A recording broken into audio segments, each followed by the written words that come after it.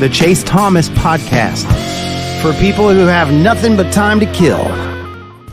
If Capella or if Okongwu is up defending, having Jalen Johnson around the rim is just this wonderful security blanket. He's just been really good, aware, and just play with this physical level that I don't know that it's a surprise, but it's something that you had to see. And now that I've seen it, I believe in it. The biggest difference you've seen from the Quin Snyder coach Hawks versus the Nate McMillan coach Hawks on the court has been what?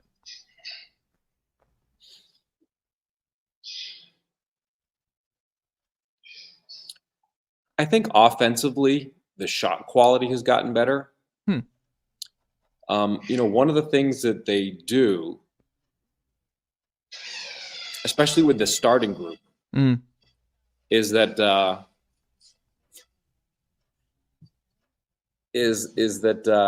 there's a lot more attacking from an angle instead of from the middle of the floor. Like the actions that Trey and Clint Capella will do will come from the middle of the floor. They used to come more from the middle of the floor under Nate. For a second.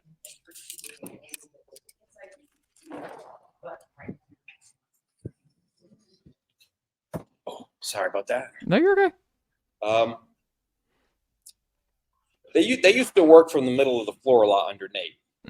Now it's Trey and Clint, a lot more dribble handoff, a lot more coming in from an angle. And that helps some players and harms others. I think it was a little bit of an adjustment for Trey. Changes his passing angles a little bit, and he's getting a little better flow now than he had at the beginning of the season. I think for DeJounte, it's great. And for other players like Sadiq, DeAndre Hunter, it's great because if Trey and Clint are working on one side of the floor, when you swing the ball to the other side of the floor, suddenly they have more space than they used to have. So early in the season, it seemed like that was really advantageous for DeJounte. I think the player for whom it's most difficult is Clint. I think he's really sort of struggled offensively, not being in the middle of the floor. I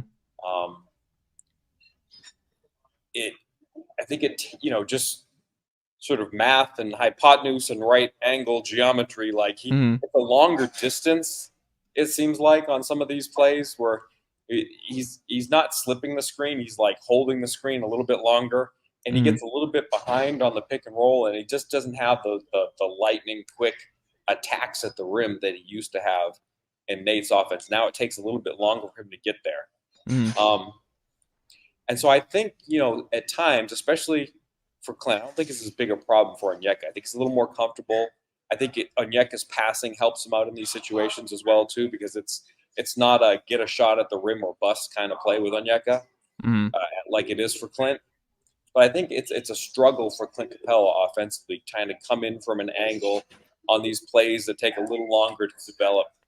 And, in like the Boston game a few days ago, they were kind of just trapping Trey and say, Clint, do whatever you want. We've got a big guy guarding the corner shooter who will meet you at the rim if you get there. But anything between the 3-point line and the rim, you can have whatever you want.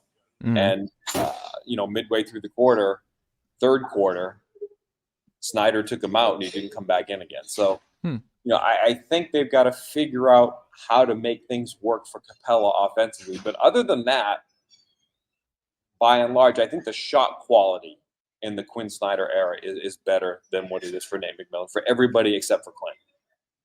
I like it. Final question here for you, Kevin. I don't know if a trade's likely. I don't know what you would give up.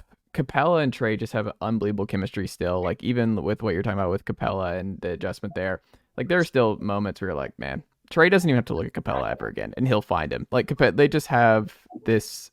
Yeah, they just have something special. Last night in this first game.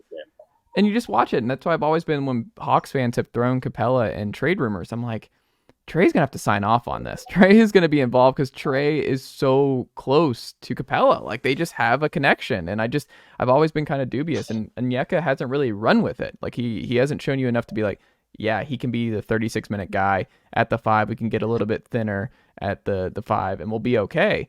Like, I don't know what the move. Go. Nicely done, nephew. The Chase Thomas Podcast. Hell yeah.